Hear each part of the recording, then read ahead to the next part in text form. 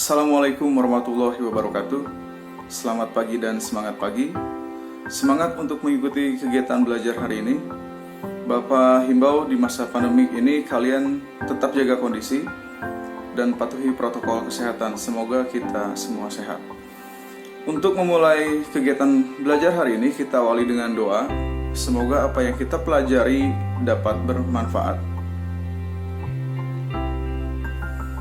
Oke, sebelumnya Bapak ingatkan terlebih dahulu, jangan lupa mengisi link absen yang sudah disediakan di Google Classroom masing-masing setiap memulai kegiatan belajar gitu ya.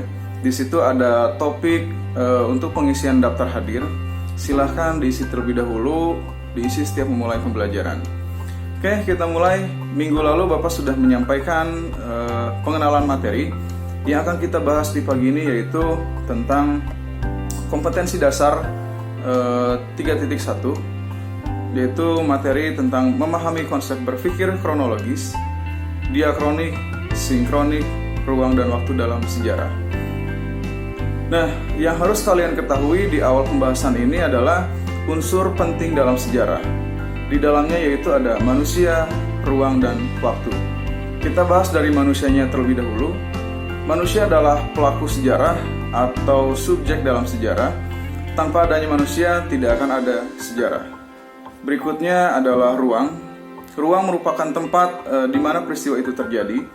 Dalam konsep ruang, tempat terjadinya suatu peristiwa akan memberikan gambaran yang jelas pada kita bahwa peristiwa sejarah itu memang ada dan nyata.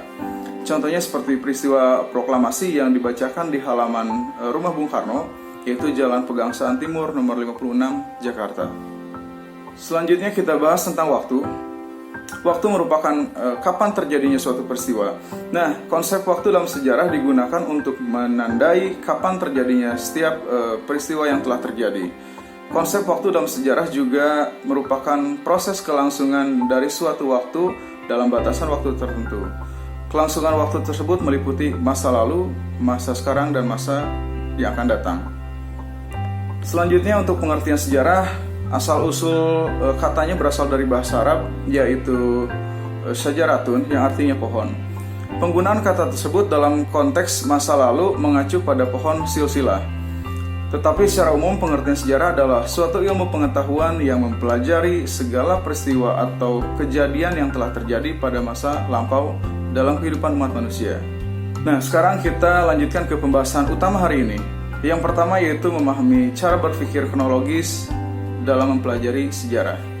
Kronologis berasal dari kata kronos yang berarti waktu dan logos yang berarti ilmu. Ini dari bahasa Yunani ya. Kronologis juga dapat diartikan sebagai ilmu yang mempelajari tentang waktu. Nah, cara berpikir kronologis dapat mempermudah kita dalam melakukan rekonstruksi terhadap semua peristiwa yang ada di masa lalu dengan tepat.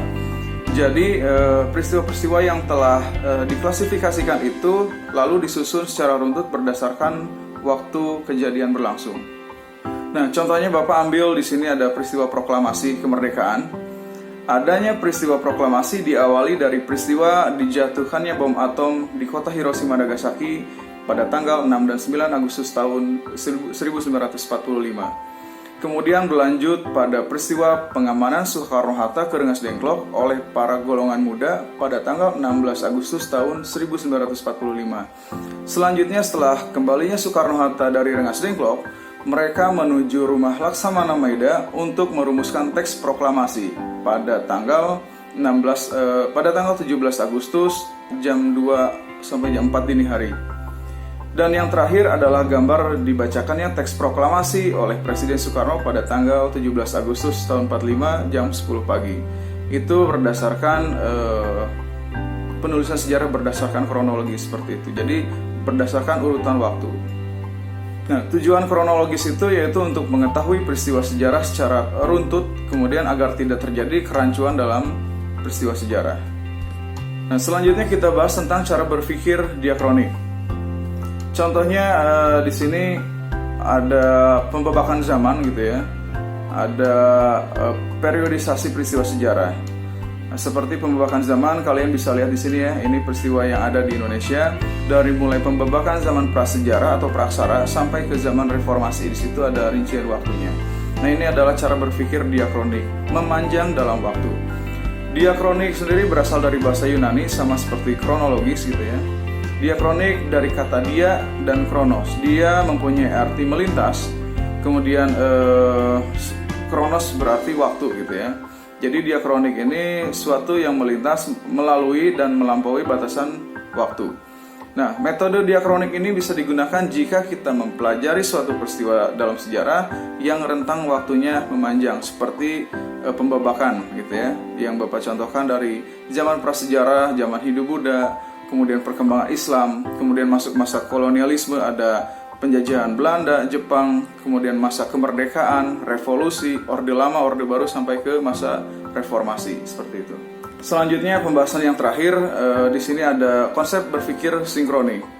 Menurut Kunto Wijoyo, sejarah akan menjadi ilmu yang bersifat sinkronik ketika sejarah bersentuhan dengan ilmu sosial lainnya, seperti sosiologi, antropologi, politik, dan ekonomi.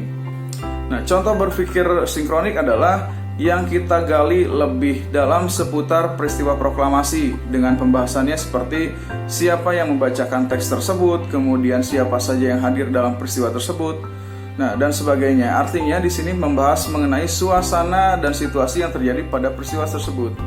Jadi ruang lingkupnya lebih mendalam, lebih mendetail gitu ya, seperti itu. Nah, dan ini perbandingannya antara diakronik dan sinkronik. Diakronik ini fokus pembahasannya ke waktu dan periode, sedangkan sinkronik fokus pembahasannya lebih kepada pola, gejala, dan karakter dari suatu peristiwa gitu ya. Nah, kesimpulannya diakronik ini sifatnya memanjang berdasarkan waktu, namun terbatas pada ruang. Sedangkan sinkronik sifatnya ini meluas berdasarkan ruang, namun terbatas pada waktu, seperti itu.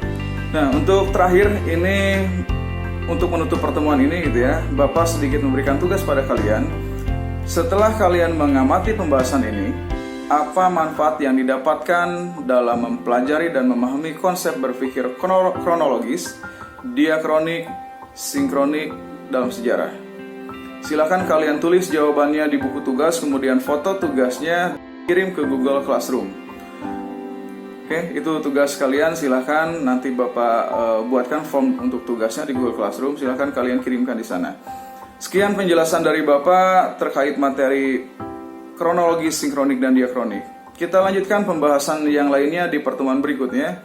Terima kasih perhatiannya. Wassalamualaikum warahmatullahi wabarakatuh.